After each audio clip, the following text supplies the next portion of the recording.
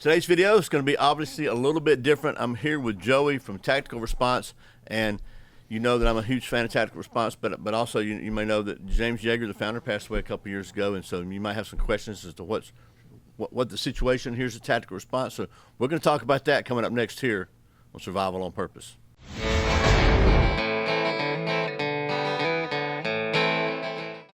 Welcome back to Survival on Purpose. My name is Brian. Thanks for joining me and Joey Glover here from Tactical Response. He's the chief instructor here at Tactical Response, chief cook and bottle washer. I don't know. Him and his wife Heather, who is James Yeager's daughter, that they kind of run things here. But I thought I'm here for Alumni Weekend, and every year they have a kind of a mini training session that's at a very, very low cost for anybody who's ever taken a class here in Alumni, and it's really cool because have little mini classes that maybe are things that you wouldn't normally even learn. I mean, we've talked about everything from rifles and shotguns to finances, just different, a lot of different things. A lot of experts here from among the alumni at Tactical Response in a lot of different fields. So, but what I wanted to address was, I'm a big proponent of training, and I've trained in a lot of different places, but Tactical Response was really the first place I ever trained, and it really literally changed my life. And I've said it over and over and over in a lot of videos how important I think training is, and I know a lot of people just kind of discount that.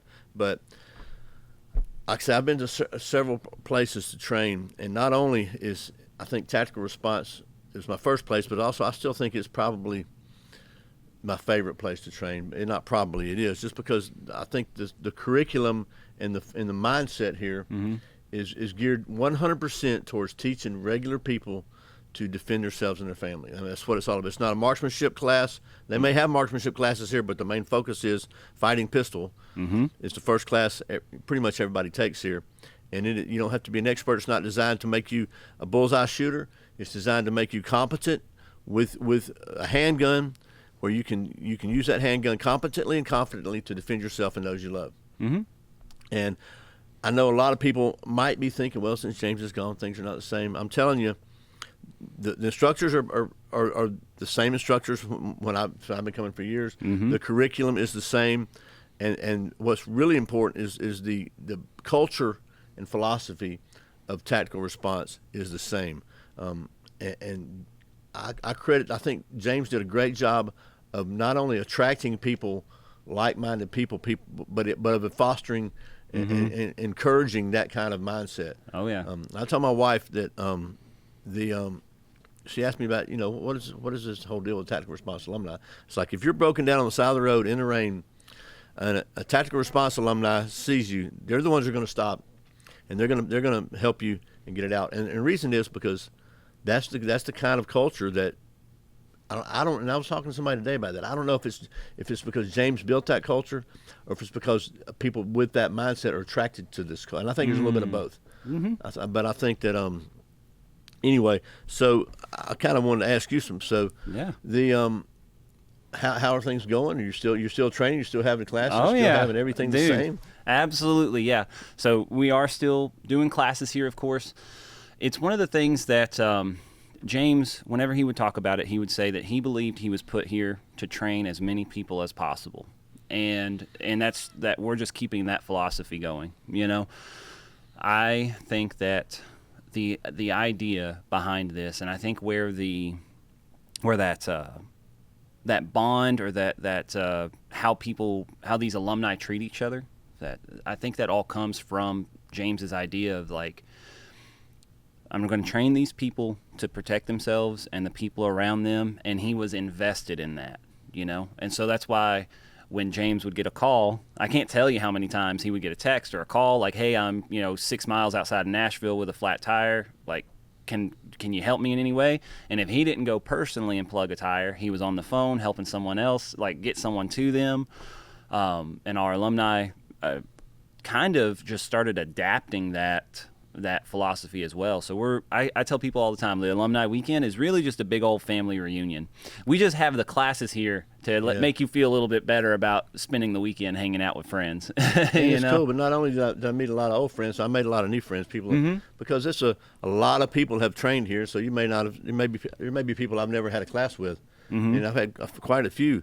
But what I really think is a good if you want to say a good testimony or whatever recommendation for that, like not only do everyday people like me, I mean, I'm just a dude, you know, I don't have any tactical military background or anything, but like people come here to train that have a lot of, I mean, there's a guy that was in a come our classes today, and this guy's like, man, he's like a retired Army Ranger, special whatever, but he's here training, you know, like these. So that to me tells me kind of an indication of the level of quality of the curriculum here. Yeah, because these guys some of these guys they've been training their entire life at very high, much higher levels than most civilians. But yet they still say, okay, this place is for real. Yeah. You know, the curriculum here is for real, the mindset's for real, and I think that to me speaks volumes as far as, you know, how because look, there's a lot of people, you see them that are, and I had this conversation with somebody today, that are former this, former that, or whatever, and their skill levels may be extremely high, but it seems like it's really popular now. Just everybody wants to set up a training. I'm gonna be a trainer. I'm gonna be a trainer, and just having the skill doesn't mean that you have the ability to train others and teach others, you know. And what I really like about the curriculum here, and I know you've had some drama lately about some of the techniques that are recommended here, but it's kind of like dummy proof. To try to remove any opportunity for you to screw up, so that so you can learn one way to do something that works every time, and you don't have to think about it in the heat of the moment. When people think, they see all this stuff on YouTube, and you should never listen to trust anything you see on YouTube, especially anything on my channel, except this video. But they think, okay, I'll be able to do that under stress, but they've never really been under stress. They've never been involved, and they don't realize, man, your brain goes. It's like, I think James used to say, caveman takes over, you know, and it really is true. Yeah, it absolutely can be, and a word on the curriculum, like the development behind it and everything like that. So James had, you know, however many years as a cop, and however many classes he took before he even started teaching people. If you want, James's resume is still on our website, tacticalresponse.com. You head to the instructor bios, check out James's resume.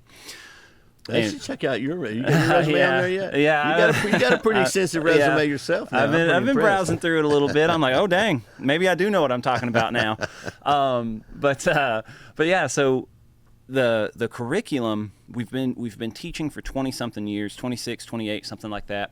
And so what we teach is the culmination of all of those experiences. And James was very adamant about not becoming dogmatic about what we taught. So the curriculum is always changing, always evolving. We're always trying to find the new thing, but we don't change things just for the sake of change. Our pressure test, or I should say our lab, is that shoot house right there in the back. So if one of the guys hears something online, or they take a class that teaches something a little bit differently than we do, we take it out there and we make sure that it will work with the paintball masks on, and I know it's just paint marking rounds, but we make sure that it'll work with rounds coming back at us and under the effects of, you know, as much of a dose of adrenaline as we can get. And you know, like, we're all a victim of our own experiences, you know. But I think the big thing that a lot of people struggle with, I was talking to Andrew about this earlier, is that self-reflection. When someone comes to you with something that challenges what you believe to be correct, it's really hard for people to take a step back from these things that they've invested time and energy and money into, and then be like, that might not be the most correct answer. Like, I know it's also, I just did a video recently just about kind of mindset things, about things, but it's very difficult. There's a psychological term for it, I'm sure, but that people get it once you make a decision, you kind of want to own that, and you don't want to be proven wrong, because you know, you got your intellect and your ego and stuff wrapped up in it. And I told James this, you know, the first time I saw one of his videos, I thought, this guy is arrogant SOB. How dare he tell me I'm an amateur? Right. But then I had to be honest with myself and say, wait a minute, I am an amateur, and I'm carrying this thing on my body that has the ability to kill people, right? To kill good or bad people, depending on how it's used. And so if I'm going to do that, I think I have a responsibility to try to get as good as I could, as good as I can with it. And I know there were some comments on that video. Somebody's like, I think it should be a requirement. Look, I don't. Me go on record saying that shall not be infringed means shall not be infringed. But I do think if you're going to carry a deadly weapon, and I don't hear people, it's not a weapon, it's a tool. Okay, whatever you want to call it, it is a tool designed to take to potentially deadly. I think you have a responsibility to yourself and to others to try to get to be as proficient with it as possible, and invest that. And what I really like about you guys, like I've been to some pretty expensive training, and tactical response, in my opinion, is still the best bang for the buck. I mean, your prices are some of the lowest in the industry, but don't let that fool you, because the quality is. I'm telling you, I don't know anybody who's taken fighting pistol that didn't say, "Man, this literally changed my life." It changed my life. It definitely changed my life. Mine too. And not like in a spiritual way, but in the ways I realized, man, I learned what I didn't know, and I learned like things that how to do things right. Yeah. And what I really, really liked about one thing that stuck in my brain from that first fighting pistol class years ago was that philosophy of we don't tell you what not to do. We just tell you what to do. Yeah. Don't reinforce that, and that's a psychological thing. Because James was a student, not just a student of tactics, but he was a student of teaching. Yeah. Like he intentionally created this whole the teaching philosophy here based on sound instructional principles of adult instruction. Yeah. And so when you tell somebody, don't do this, don't do this, don't do this, apparently your subconscious is here and do this. So I thought that was really good. Just don't worry about how you about how you shouldn't do it. Don't waste your time worrying about that. Worry about how you should do it. Yeah. Focus on what's important, right? Well, the brain, the thing that ends up happening is as soon as stress is introduced. Because if you tell someone, don't do this, do this, and everything's nice and clean and pretty, they'll probably be okay. But what happens is when you're stacking these new skills that these people might not have used before, and then you say, don't do this instead, as soon as that stress kicks in, whatever their brain was holding on to the most is the thing they're going to do. And so the classic experiment is, and everybody can do it right now, I'm going to give you a rule right now, don't think about pink elephants. Yeah. Right? Like how many people just thought about pink elephants, right? If I want you to think about blue rhinos, I'm going to say, hey, think about blue rhinos. And then you know what you're going to do?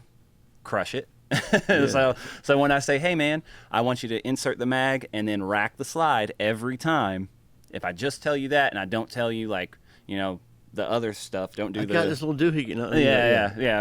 If I don't even put that in your brain, then you're more likely to just rack the slide. So what's your two things? What was your favorite class to take? Because I know you've taken every class that's offered here yourself just to go through it. What was your favorite class to take? So as a student, it's a tie. Fighting shotgun and advanced fighting pistol. So fighting pistol is our core class. It is the most, you will get the most out of that class. Like you said, it changed my life. I have, just like you, I'm just a dude. When people talk about my background or anything like that, I'm like, I'm just a guy who likes to shoot and teach other people how to shoot. But so I went from this naive kid pretty much, and after that first fighting pistol class, it really made me realize how important this stuff was, and I fell in love with training. I'm still not much of a gear guy, just because I was brought up by James. So bottom of the list, man. Right? But anyway, so fighting shotgun and advanced fighting pistol. I think that fighting shotgun, it's just fun to run shotguns for 2 days. We're shooting steel. You can really, Tim does a very good job at showing, like a lot of people think shotguns are antiquated and limited, but Tim can really show you, anybody here, but Tim's our shotgun guy, can really show you how to run those things and prove their usefulness even today. And then advanced fighting pistol is just a lot of fun stuff that we do in that class. And if you don't know who you're talking about, Tim Marsh is one of the instructors here. And if you've never met Tim, just meeting him is worth the experience. So I would agree. I had the honor of driving to Oregon with Tim in my Jeep, and he and I shared the Jeep. We were following James and you guys going to Thunder Ranch, and it he's a funny. He really is a funny guy. He's a super good dude, but he also is extremely extremely knowledgeable Yeah. about all this stuff. And Passionate. shotguns are kind of like his specialty. Yeah. I guess if he has a specialty. But what about, so what's your favorite class to teach? It's a cop-out answer, but it's fighting pistol. Yeah. I think fighting pistol, my favorite part of teaching is the light bulb moments from the students, you know? So fighting pistol is when we get the most of those, particularly with newer shooters or people who aren't used to running the guns the way that we do, you know? And so when a student has a moment where, whether I want it to be when they did something correct and it makes the connection, but one of the things that that sometimes we get flack for is we say grab the fresh magazine first and bring it up to the gun before you reload. So a lot of people will struggle with that because it's quicker to eject that one first, and as you're bringing this up here, and It seems quicker. It seems quicker, right? Theoretically, on the perfect flat range, on the timer, it's probably quicker. But what happens is they'll eject that mag, and then they go to grab that fresh one, and it's not there. And then I just see their head sink. And I don't want it to be like that, but when I ask them, like, do you understand? And they say, yep, nope, I get it now. Like, that's what I enjoy. And I want it to be a positive thing, like whenever they go and they insert a mag and they rack it, and then, like, a round doesn't come out. And they're like, oh, man, like, the slide did go forward on an empty chamber. Like, I'm glad I racked the gun, Yeah, you know? Yeah. And so I want to point out, I don't want to toot your horn too loudly, but like, I know that you said you're just a guy with a gun, but you have man, I know you went to trained with some of the absolute premier trainers in the world. Not just trained for skills, but you've trained in your instructor classes. I know you've been to a lot of instructor classes with Clint Smith and Paul Markle and all these other guys I mean, that are kind of like OGs in the industry. Yeah. So I'm glad to hear that you've done that, not just worrying about the tactical part of it, but also worrying about the instruction part of it, because that's really, there's a lot of people that have great skills, but Tactical Response has a proven track record of really helping people quickly become competent and gain competence, and it's if you're serious about it, it's a never end. You're never there, right? You're never where you want to be, but you're always striving to be better. But there's a baseline of competency that I think you need to certainly go for, and just to where you can confidently handle your pistol safely and get it on target and do what needs to be done to protect yourself and your family. And you can always seek to improve, and we should be always seeking to improve. Yeah. But I think that the baseline of competency, and I think James, I might have heard this from him, but I know that a lot of people don't have confidence. I see a lot of people don't have confidence to carry with a loaded chamber or anything, and like competence breeds confidence. Yeah, exactly. So if you become competent and you get familiar with it, and you realize, okay, this thing is not just going to go bang. If I unless I do something stupid, right? Then you can have more confidence, and which makes you safer. Yeah, I think that the biggest takeaway, one of my other favorite parts, is the light bulb moments, and then when someone does come to class, whether it's you see it a lot with females who are just now starting to carry a gun or even think about carrying a gun, or new gun owners. Like, we had a dude show up, gun in a box. I don't think he even took it out of the box before he showed up, and was like, I bought this 2 weeks ago and I want to get comfortable with it. And so when we get students like that, and we're able to, at the end of 2 days, because that's all the time that we get with them, we ask everybody to tell us something that they learned and make sure that we reached whatever goals they talk about at the start of class. So when I have one of those students, I'm like, are you more confident? Are you more comfortable carrying that thing? And in their head, inevitably, they're like, yes, absolutely. That's another thing. And that's a big deal, because I know there's a lot of people in our current culture that really don't have any experience with guns, that weren't raised around guns, that maybe even thought guns were horrible, dangerous things, don't get near them, don't touch them, but have come to realize, wait a minute, there's bad people out there that do bad things, and as low as the probability is that you'll ever need to use your gun, because statistically it's very low. Yeah. But I'll tell people also, if that situation does come up, statistically you have a much, much, much greater chance of surviving it if you have the ability to defend yourself. Yeah. And so it certainly I think it gives people the fact that they're competent and confident. It gives them a sense of, okay, less helplessness. Yeah, exactly. And there's a lot of people feel helpless and hopeless in today's society, and I think just being able to defend yourself and knowing you're capable and able to defend yourself gives you confidence in your entire life, in my opinion. Yeah, I think that that helplessness that you're talking about, I bet if you went through and interviewed or asked people who were victims of violence or something like that, who weren't able to protect themselves, whether it's gun, hand-to-hand experience, or anything like that, I would bet that the feeling of helplessness is more prominent in those people without those experiences and skills than the people who did have those. Even if things didn't go your way, if you had your gun or your jiu-jitsu or whatever it is, your boxing and stuff, even if things didn't go your way, knowing that you have it with those abilities or skills with you, I think definitely helps mitigate a lot of that helplessness you can feel in a situation like that. And when you're facing what could be the worst day of your life, the last thing that you want is a feeling of helplessness pulling you down. You know, you want to have the confidence in your abilities and your skill to protect yourself and the people around them. Again, whatever that is, I encourage everybody. I'm just like you. I'm like, everybody should have a gun to protect themselves. And that's just the bottom line. You know, I encourage you to do that. But if that's not what you're doing, if all you're going to do is carry around some pepper spray, like, you should go and get trained in pepper spray, and you should figure out what that means. It's not enough to just put it on your key ring or in your pocket and think that it's going to be okay. Because then when it comes time to use it and you haven't trained or practiced or developed that confidence and competence, you're still going to end up in that feeling of helplessness. Yep, and I think that segues perfectly into the last thing I want to talk about is the fact that what I really, really like is that, and I don't know if this was before or after he knew he was like terminal, but James recorded his mindset lecture, and look, I've been to I got to go to Gunsight, which is a world famous premier place. I got to go to Thunder Ranch.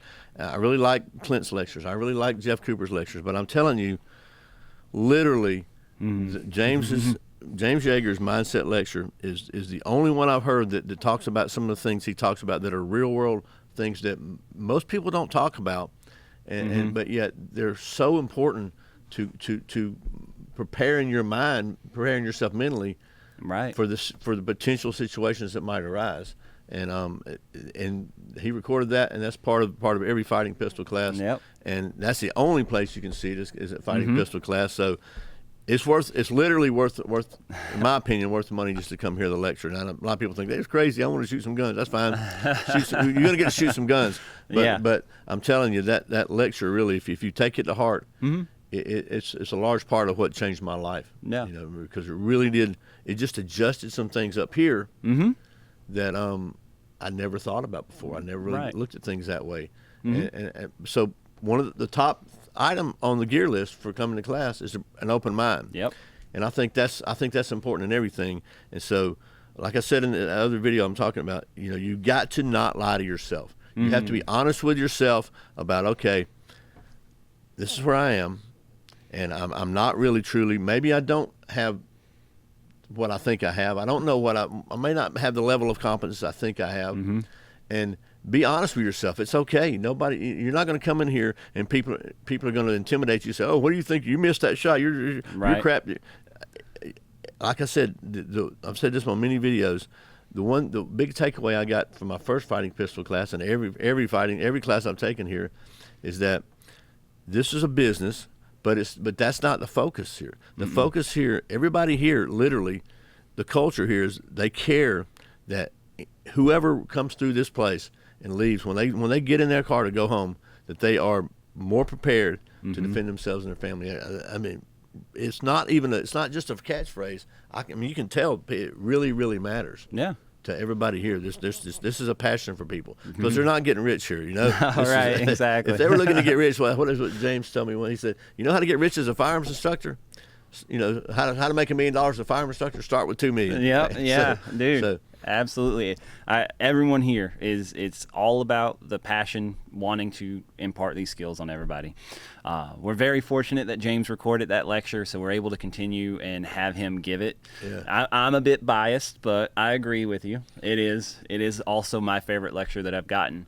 And there are other schools out there that do a very good job at defining some of these things.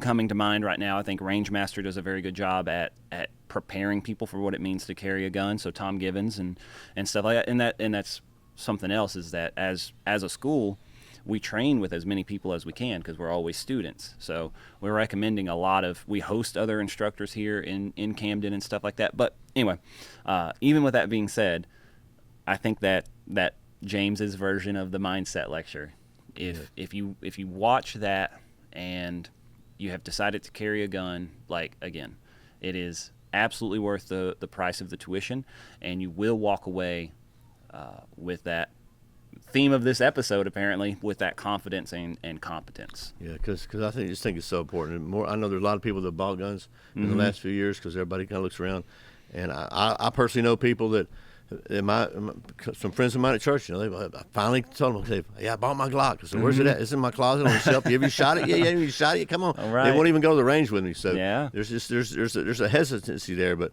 once you get over that and break that, it really does. It's a big deal. Absolutely. And it makes you a safer, more competent, more confident carrier, person in general. So, Joey, by the way, the coolest shirt here. Always had some really cool shirts the past few days. Yeah. I told us, man, I need to get some of those shirts. I'm tired of. My wife's like, dude, you got to change your look. Switch up the wardrobe a little bit. I really appreciate you taking a minute. Busy day here with the last day of alumni. And I said, man, I really want to just can we take a minute and make this video? It's probably been longer than a minute, but you know me, I tend to ramble. So I really appreciate. Yeah. So I appreciate you watching Survival on Purpose, and remember, survival is not an accident. So be prepared, and your responsibility to be ready for the fight never ends. Man, I wish that was my tagline. Okay.